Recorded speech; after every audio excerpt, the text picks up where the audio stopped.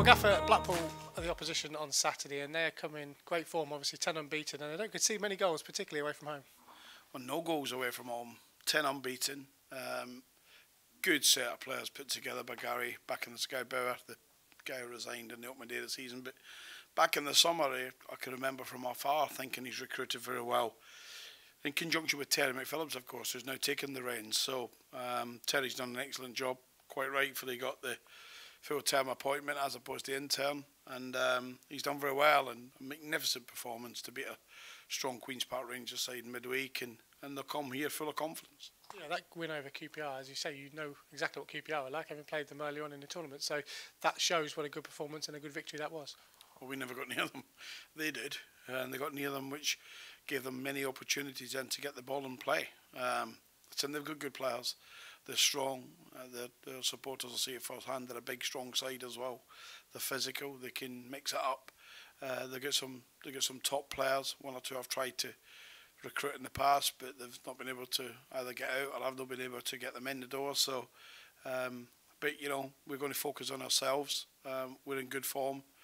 We focused on what we need to do, you know, to win the points, and it's another big weekend for us, like every weekend is. In terms of this week, you had a reserve game right at the start of the week, and that was a good opportunity, as it's been shown in recent weeks, for players to put themselves into contention for a starting berth for you. Were you impressed with what you saw? Yeah, very much so. I think Josh Yorworth came on at half-time at Gillingham last Saturday and was good. He carried that on. We played him for the best part of 70 minutes.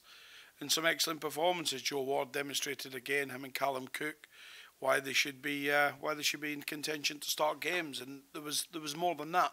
So, you know, these games that we expect our players to play in, and we expect them to perform at a level and work hard at a level that gives them a chance of being selected when first team match day comes. There's one or two that took knocks in that reserve game. Are they in contention this weekend?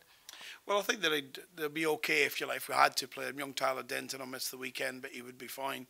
George Cooper, we're just going to let the weekend go by and make sure he's fine. He's feeling he's growing a little bit, which George has had that for the best part of the week of 10 days. Everyone else is good. And in terms of team selection, you had Jason Cummins on as an unused substitute last week after the previous week where he picked up a little knock, and Ivan Toney comes in, and I mean, we're still watching that goal over and over again, as I'm sure Ivan has over the last 7 days, but it shows what great strength you've got in all areas. Well, Jason was almost coming onto the pitch last week, as you know, and then we decided to have a change of mind because of the way that Gillingham were affecting the game, and it worked out for us. We brought Callum Cook on, who I thought, not just a goal, but I thought he battled hard and kept possession well in tight areas. So it's going to take all of us, whether it's Jason up top, whether it's Ivan, whether it's Matty, whether it's a combination of two, whether it's just Ivan. We'll decide on that tomorrow. What we do know is we've got players in good lines of form, and that's not just the front three. I think all over the pitch we've got good competition. You know, Jason Naismith's been excellent at right back last week, and young Darren Lyon is knocking on the door to come in. He was our best player on the reserve game on Monday. He was one of our best last week at MK Dons. Not quite in the top 2 or 3 last week, but certainly top 1 this week. Yeah, I don't like to single out individuals, but I think the fact that Colin Daniels' performances have shown that we've not missed Andrew Hughes so far in that position, so it shows that he's hit the ground running. He's got an attacking threat as well. He gets up and down that pitch, and I guess as a manager, he's an ideal sort of person to deal with. I think if you'd have said to any Posh supporter, and I keep saying this, I'm as big a Posh supporter as any of them out there, and have been for a lot of years now. But I would say to every one of the supporters, did they think we would miss the likes of Andrew Hughes, Gwion Edwards and Jack Marriott? They're the 3 standout players that you would always be expected to miss. And the answer is, and I'm touching wood when I say this, and I'm wishful thinking and hoping that we don't continue to miss them, because we've not missed Jack, who I thought simply is a stunning finisher.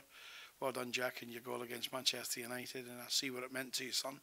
But Andrew and Gwion are top lads as well, but more important, big players for this club. But we've not missed them, so that's testament to the squad, because it's been different players playing on that left-hand side, and of course, where our favourite boy Jack Marriott played. Yeah. And just finally, I think the players recognise how much it's a squad game this year. Speaking to them, speaking to Matty Godden last week, no one feels safe in the starting lineup, and I guess that's how it should be, isn't it? As a manager, you don't want players thinking they can rest on their laurels.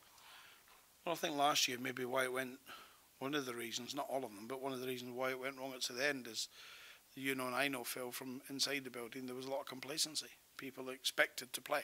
People automatically could book tickets for family, could automatically conclude that they're going to be in the starting team almost all week. We're not like that. We said we made some changes last week. We may make changes this week. We've got good players working really hard to be in. If you look at the contributions again of the substitutes last week, Mark O'Hara comes onto the pitch. That was the first time Mark had not started a game for us. I thought it was stunning in that last 10-15 minutes when we needed some real energy.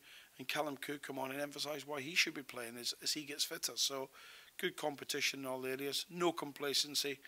And when people get the shot, players should appreciate it.